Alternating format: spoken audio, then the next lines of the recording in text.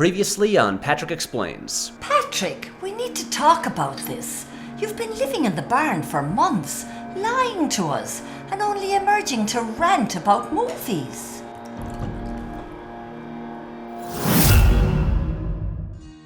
Today I'd like to talk about lacrosse. Some commentators wax overly poetic, in my opinion, in describing its cultural origins, ascribing maybe a semi-quasi-religious nature to it. But no, what makes lacrosse special is its atavistic heart. When the ball is loose, it just turns into a stick fight. Dad. It's the most exhilarating sport Dad. anyone could ever play. Dad. And today, we're gonna talk Dad. about why. Wake up. What is it? Come downstairs now. I need to talk to you guys. Patrick, what is it? I thought you were finally on your way back to the city. I know, and I was. I was feeling really good after drinking tea and talking about Paddington, and I was on the bus. But then I was watching YouTube videos on my phone, and I saw something. What was it? An ad for the new Mission Impossible movie. And it reminded me how much I love this series, so I had to come back and tell you guys about it. You really didn't have to. See, in this age of endless blockbusters about giant CGI things smashing into other CGI things, which I enjoy as much as anyone else, the Mission Impossible movies are an anomaly. They're filmmaker-driven action movies on a huge scale, driven by tactile, practical stunt work shot on 35mm film that are more fun and thrilling than almost all of their peers. This is the best action franchise currently going, and probably, in general, my favorite movie series. The Mission Impossible movies rule, and today, we're gonna talk about why.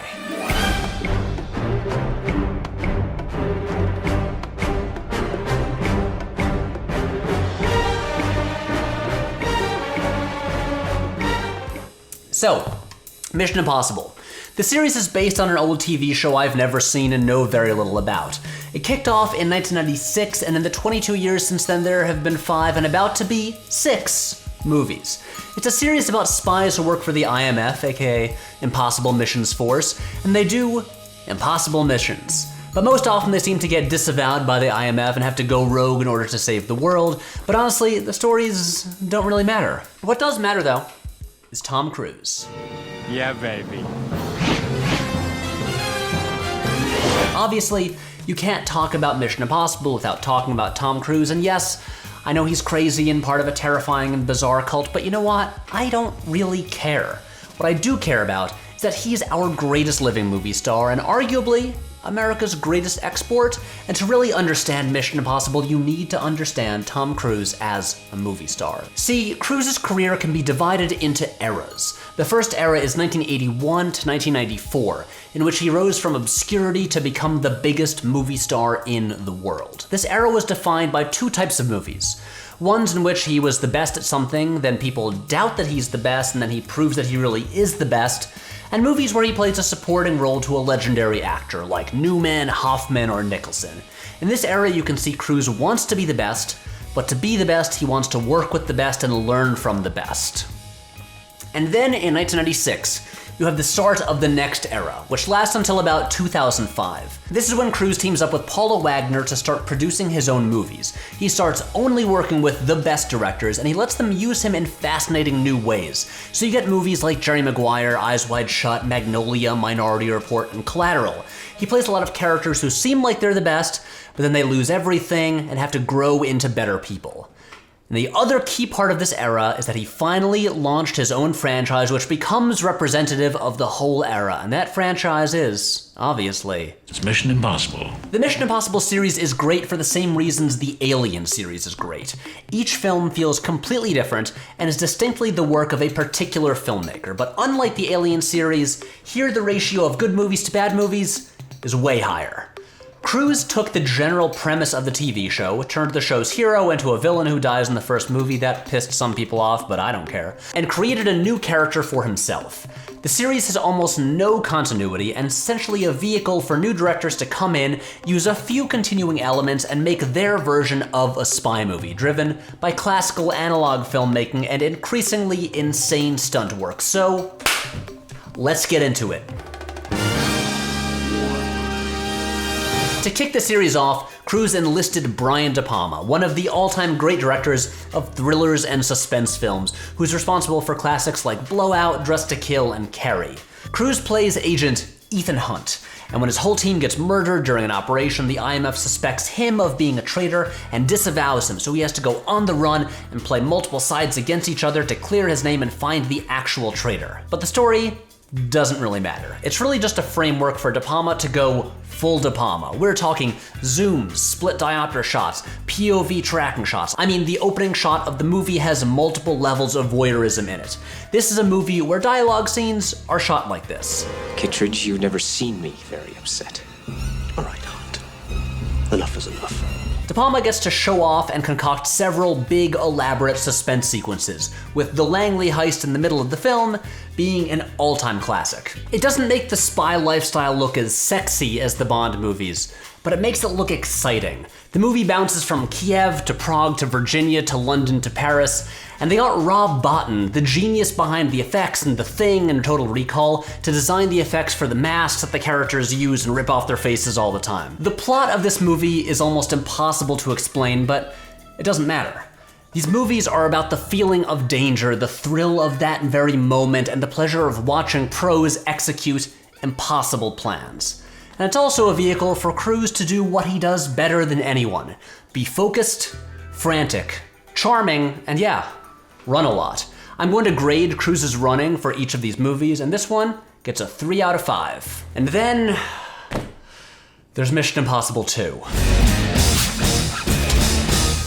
This is a movie that introduces Ethan Hunt climbing up a cliff because apparently that's what he does for fun. Then a helicopter shoots a rocket to him containing a pair of Oakley sunglasses that deliver a message while the Limp Bizkit cover of the Mission Impossible theme plays. Then he throws the glasses and they explode into the title of the movie. So, yeah. That's what kind of movie this is. It's the only bad movie in the series, but it also defines what makes the series great. Let me explain. See, this one is directed by John Woo, master of the operatic Hong Kong bullet-riddled action film.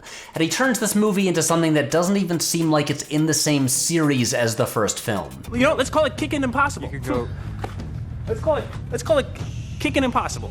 It honestly might be the hardest left turn in terms of tone and style I've ever seen a sequel make. It goes so far into John Woo territory with the slow-mo, double guns, and doves and candles that it becomes self-parody. Instead of creating suspense and danger, the whole movie feels like it's posing and trying way too hard to look cool. It's not good, but it's fascinating. The only thing it seems to have in common with the first movie is the presence of Cruise and Ving Rhames, although Cruise seems to be playing a completely different character. Instead of a fast-paced globe-trotting adventure, the story is set almost exclusively in the Australian suburbs, with the hero and villain just hanging out in their respective houses. And it treats Tandy Newton really terribly. But weirdest of all, it's a loose remake of the Hitchcock film Notorious. Really, they have almost identical plots. It does have some good running though, it gets a 3 out of 5 there. So Mission Impossible 2 is bad, but it also defines what the series is. A series with almost no connections between films, where different distinctive filmmakers come in and make their version of a Tom Cruise spy movie. But the one good thing about MI2 is that it meant Dougray Scott, who was originally cast as Wolverine in X-Men, had to drop out of that movie and be replaced by Hugh Jackman. So, John Woo and Tom Cruise, thank you for that. After a couple filmmaking legends at the helm, Cruise turned to a bright new talent to take over the third movie. A guy who seemed like he might have a big future ahead of him. And that guy, of course, is J.J. Abrams, or J.J. Abrams as I like to call him, who made his feature film directing debut with Mission Impossible 3. He got this gig after his success writing and directing the first 2 seasons of Alias, which are still maybe the best thing he's ever done. And with this movie, he pretty much made a $150 million episode of Alias. So now Ethan Hunt, who again bears no resemblance to the character from either of the first 2 movies, has a private life in which he's engaged to Michelle Monaghan, who does not know that he's also a spy, so it's the same dual life aspect that drove Alias. It has all the Abrams hallmarks: family drama, kinetic action, an empty MacGuffin, Greg Grunberg, Kelvin, and Kerry Russell playing a spy years before she was cast as one on The Americans. So after the last movie was mostly Cruise doing action poses alone in the Australian suburbs with a boring as hell villain, this brings back the globetrotting adventure, propulsive filmmaking, and the team dynamic, and plus, it has hands down the best villain in the entire series with the late, brilliant Philip Seymour Hoffman. He's terrifying because he doesn't even care about Ethan Hunt. He just thinks of him as an annoyance, and he'll do horrible, cruel things to get rid of him. People should talk about the interrogation scene in this movie the way they do about the one in The Dark Knight, because Hoffman is that good in it. Because you know what I'm gonna do next? I'm gonna find her. Whoever she is, I'm gonna find her and I'm gonna hurt her. Plus, we get to see Philip Seymour Hoffman playing Tom Cruise playing Philip Seymour Hoffman, which is a delight. It was also at the time the gold standard for Tom Cruise running. 80% of the third act of this movie is just him running. I'm pretty sure he runs across the entire country of China in this film, 4.5 out of 5 stars. Let me catch you up on the years between 2006 and 2011. Tom Cruise's star power had faded a little bit, and Paramount was considering replacing him as the lead of the franchise. So, what does Cruise do? He brings in Brad Bird, coming off back-to-back Oscar wins, one of the only living filmmakers who can rival Spielberg when it comes to action storytelling, and they make a movie so fucking rad that the studio immediately canceled all thoughts of replacing Cruise. This is Ghost Protocol, baby. Or Ghost Prot, as the cool kids say. The story here, again, not really important. It's just a setup for Bird to deliver a masterclass in propulsive action storytelling. It's one thrilling, inventive set piece after another, from the prison fight to the Kremlin break-in to the Burj Khalifa sequence, which is probably the best thing the series has ever done. We've got a great team working together with no time wasted trying to make Ethan Hunt a relatable family man. And a great touch that Bird adds in this film is that unlike previous movies, here the gadgets and the gear break down and malfunction. The message doesn't self-destruct properly, the mask machine breaks down, one of the sticky gloves short circuits, and maybe my favorite gag in the movie, when they have to use the retinal scanner on the side of a moving train. The stakes keep getting bigger and the team has to adapt. The movie makes them really work for their victory. And as for the running, this is a movie where Tom Cruise outruns a sandstorm in full 70mm IMAX. Greatest Cruise running of all time, 5 out of 5 stars. And then, somehow, and a move only one other series has done, my beloved Fast and Furious, the 5th movie is the best one yet. This was a bit of a question mark for me going in. It was written and directed by Christopher McQuarrie, who obviously wrote The Usual Suspects, and had become Cruise's go-to guy in recent years. He made Jack Reacher, a solid little film. Cruise brought him in to rewrite Ghost Protocol. He wrote the masterpiece that is Edge of Tomorrow, and now Cruise was giving him the reins on Mission Impossible 5. So McQuarrie, obviously a great writer, but with a less distinctive voice as a director. So what was he gonna do? As it turned out, he was going to make the platonic ideal of a Mission Impossible movie. The best script, the best pacing, the best balance of action and story, the best character work, and the most insane stunt work yet. And it also did two things that are very important that set it apart from the rest of the series. Number one, it introduced Ilsa Faust, played by Rebecca Ferguson, quite possibly the best character in the entire series. She's pretty much the female Ethan Hunt. She does everything he does, is never objectified, and has her own narrative, her own goals. She just rules. And secondly, it finally understands who Ethan Hunt is. His characterization had always been loose at best and usually non-existent, but here, McQuarrie builds on threads from the past couple movies and realizes that Ethan Hunt is a crazy person.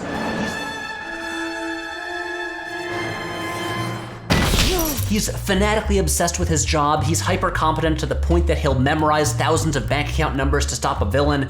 He might breathe an exasperated sigh when he realizes he has to hold his breath underwater for 3 minutes, but he never objects. And through this movie, all the characters gradually realize that Ethan Hunt is a maniac. The way they win in the end is for Ethan to prove his insane competence as well as his immortality.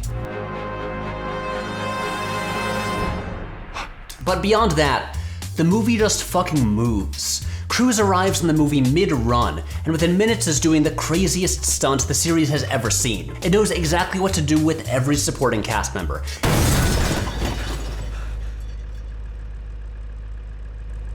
It has a suspenseful underwater heist turned into a car chase through Casablanca, which turns into a motorcycle chase.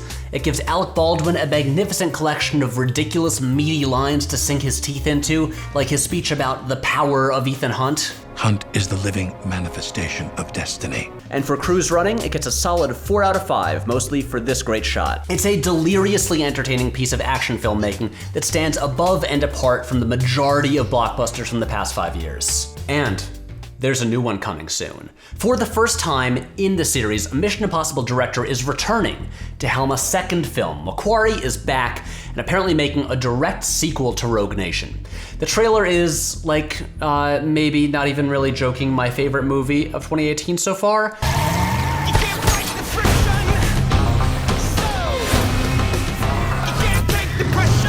This thing looks nuts. And they even brought back Michelle Monaghan as Ethan's wife. Henry Cavill has a mustache and he reloads his arms like they're guns. Tom Cruise somehow found a way to tempt death even more.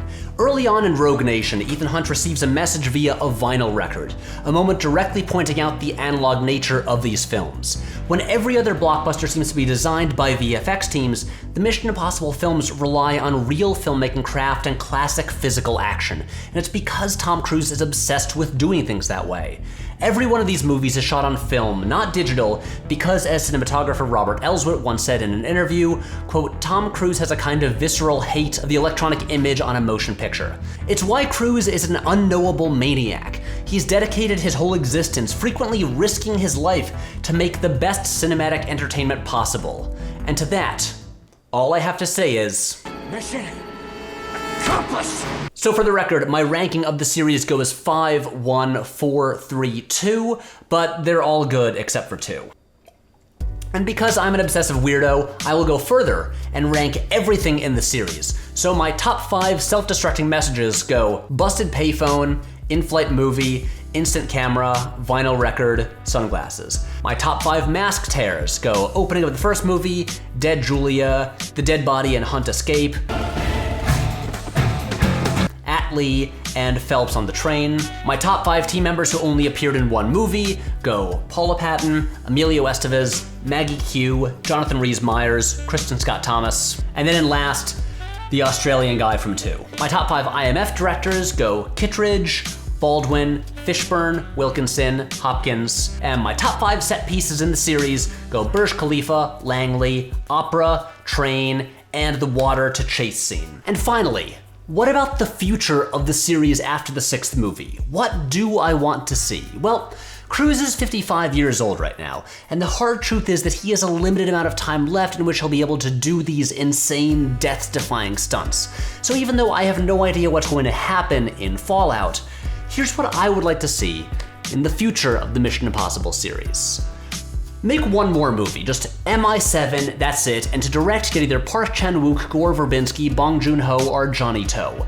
Age Ethan Hunt up a little bit so he's about 60, and have him go on one final mission. Maybe it's a revenge mission, maybe it's a totally self-contained thing, maybe it ties every single movie together. Actually, it would be cool to bring back all the various team members from the different movies, but just one last mission. Go out on a high note. And it'll just be the best series ever. Just do that. And I'll be there, opening day, handing over all my money. So that's all I really wanted to say. I'll let you guys go back to bed now, and here, I'll leave the movies with you to borrow. I'll pick them up next time I'm back here. Wow, I feel so awake right now. Maybe I'll see a movie before my bus. Bye. How is he so awake? It's 3 a.m. Do you think it's that tea he's been drinking? Is there caffeine in it?